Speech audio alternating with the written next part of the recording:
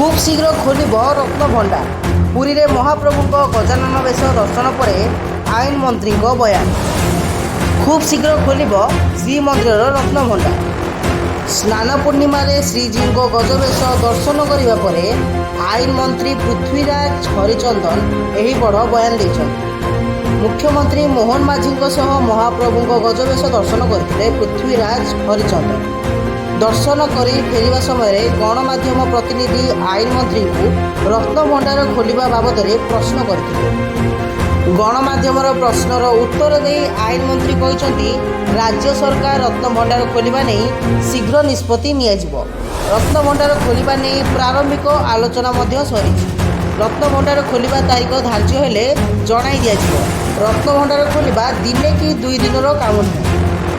पूर्वथर रत्नभंडार खोलिबा सह गणति मणति 70 दिन समय लगिथिला। एथर मध्य लंबा समय लागिबो। शीघ्र रत्नभंडार खोलिबा राज्य सरकार निष्पत्ति नेउछन्ति बोली कहछन्ति आईन मंत्री पृथ्वीराज हरिचंदन। ब्यूरो रिपोर्ट जागृत 24 न्यूज।